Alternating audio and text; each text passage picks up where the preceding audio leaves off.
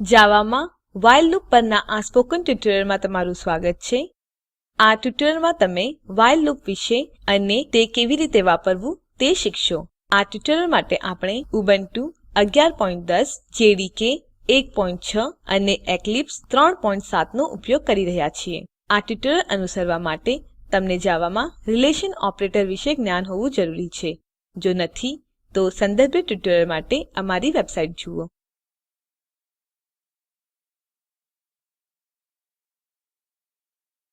અહીં વ્હાઇલ લૂપનું સ્ટ્રક્ચર છે. તેના બે ભાગો છે. પ્રથમ લૂપ રનિંગ કન્ડિશન અને બીજું લૂપ વેરિયેબલ છે. ચાલો હવે ઉદાહરણ જોઈએ. એક્લિપ્સ પર જાઓ. અહીં આપણી પાસે એક્લિપ્સ આઈડીઈ અને બાકીના કોડ માટે જરૂરી માળખું છે. મેં વ્હાઇલલૂપડેમો નામનો એક ક્લાસ બનાવેલ છે અને તે અંદર મેઇન મેથડ ઉમેરી છે. આપણે વ્હાઇલ લૂપની મદદથી 1 થી 10 નંબરો પ્રિન્ટ કરીશું. ટાઈપ કરો ઇન્ટ ન ઇસ ઇક્વલ ટુ 1. આ વેરિયેબલ ન આપણું લૂપ વેરિયેબલ બનશે. ટાઈપ કરો વ્હાઇલ કૌંસ અંદર ન less than or equal to 10 open અને ક્લોઝ બ્રેકેટ.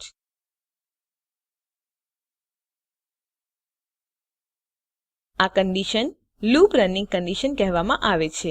એનો અર્થ છે લૂપ ત્યાં સુધી રન થશે જ્યાં સુધી આ કન્ડિશન ટ્રૂ થશે.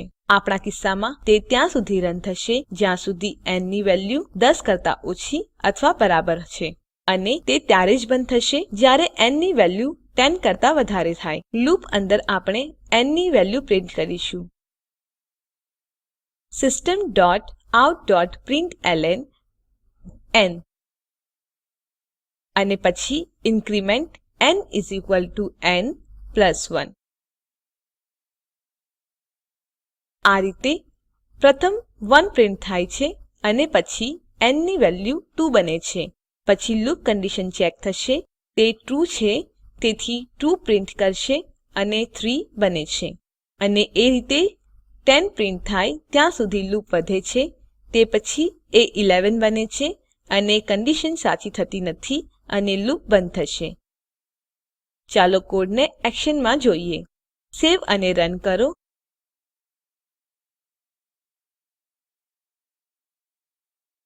આપણે જોઈ શકીએ છીએ 1 થી 10 નંબરો પ્રિન્ટ કરવામાં આવેલ છે. હવે આપણે 50 થી 40 નંબરો પ્રિન્ટ કરીશું. તો આપણે 50 થી શરૂ કરીશું. ન ઇસ ઇક્વલ ટુ 1 ને ન ઇસ ઇક્વલ ટુ 50 થી બદલો અને 40 સુધી જશું. બીજા શબ્દોમાં જ્યાં સુધી ન 40 કરતા વધારે અથવા બરાબર હોય છે તો કન્ડિશન ન greater than or equal to થી બદલો. અને આપણે મોટા નંબરથી નાના નંબર માટે લૂપિંગ કરી રહ્યા છીએ તેથી આપણે લૂપ વેરિયેબલ ડિક્રીમેન્ટ કર્યો છે. તો ન ઇસ ઇક્વલ ટુ ન પ્લસ 1 ને ન ઇસ ઇક્વલ ટુ ન માઇનસ 1 થી બદલો. સેવ અને રન કરો. આપણે જોઈ શકીએ છીએ 50 થી 40 નંબરો પ્રિન્ટ કરવામાં આવેલ છે.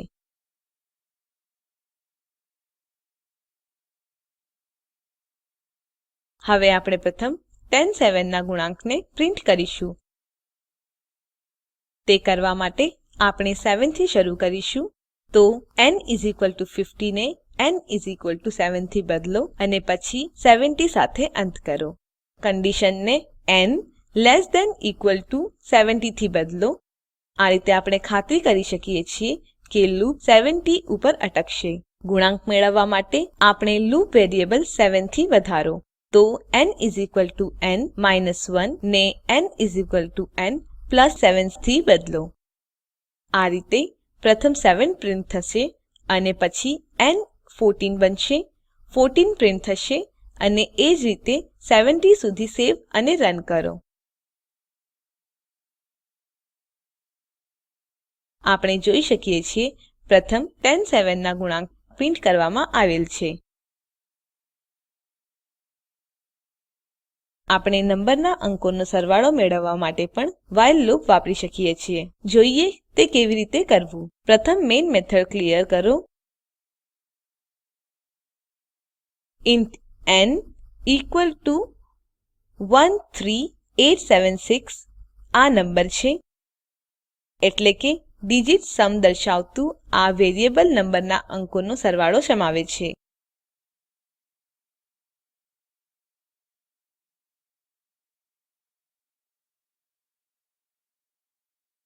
ટાઈપ કરો while n greater than 0 ખુલ્લું અને બંધ કૌંસ. આ કંડીશન વાપરવા માટેનું કારણ થોડા સમયમાં જાણીશું. અંકોનો સરવાળો મેળવવા માટે આપણે પ્રથમ અંકો મેળવવા જોઈએ. તે કરવા માટે આપણે મોડ્યુલો ઓપરેટરો વાપરીશું.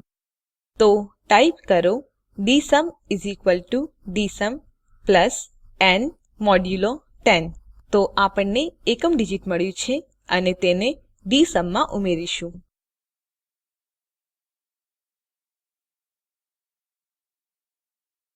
તે પછી 10 દ્વારા ભાગાકાર કરીને ડિજિટ રદ કરો n n by 10. તેથી લૂપ જ્યારે પ્રથમ વખત રન થાય છે ત્યારે dsum 6 હશે અને n 1387 હશે. અને લૂપ જ્યારે બીજી વખત રન થાય છે ત્યારે dsum 7 અને 6 નો સરવાળો હશે જે 13 છે અને n 138 બનશે. જેમ લૂપ રન થાય છે n માંથી ડિજિટ કમી થશે અને અંતે n શૂન્ય બનશે. તે પછી n greater than 0 કન્ડિશન ફળસે થશે અને લૂપ બંધ થશે. ચાલો પ્રિન્ટ સ્ટેટમેન્ટ ઉમેરીએ. system.out.println dsum. ચાલો કોડ અને એક્શન જોઈએ. સેવ અને રન કરો. આપણે જોઈ શકીએ છીએ નંબરના આંકડાનો સરવાળો 25 પ્રિન્ટ કરવામાં આવેલ છે. આ રીતે પ્રોગ્રામિંગનું સૌથી મૂળભૂત કન્સ્ટ્રક્ટ while લૂપ વાપરી શકાય છે. અહીં આ ટ્યુટોરીયલ સમાપ્ત થાય છે. આ ટ્યુટોરીયલમાં આપણે શીખ્યા while લૂપ તે કેવી રીતે વાપરવું. આ ટ્યુટોરીયલ માટે એસાઈનમેન્ટ તરીકે નીચેના પ્રોબ્લેમ્સ ઉકેલો. while લૂપનો ઉપયોગ કરી આપેલ નંબરો રિવર્સ કરવા માટેની ગણતરી કરો. સ્પોકન ટ્યુટોરીયલ પ્રોજેક્ટ વિશે વધુ જાણવા માટે નીચે આપેલ લિંક ઉપર ઉપલબ્ધ વિડીયો જુઓ. તે સ્પોકન ટ્યુટોરીયલ પ્રોજેક્ટ માટે સારાંશ આપે છે. જો તમારી પાસે સારી બેન્ડવિડ્થ ન હોય તો તમે તે ડાઉનલોડ કરી જોઈ શકો છો. સ્પોકન ટ્યુટોરીયલ પ્રોજેક્ટ ટીમ એ સ્પોકન ટ્યુટોરીયલની મદદથી વર્કશોપ આયોજિત કરે છે. જેઓ ઓનલાઈન પરીક્ષા પાસ કરે છે તેમને પ્રમાણપત્રો આપે છે.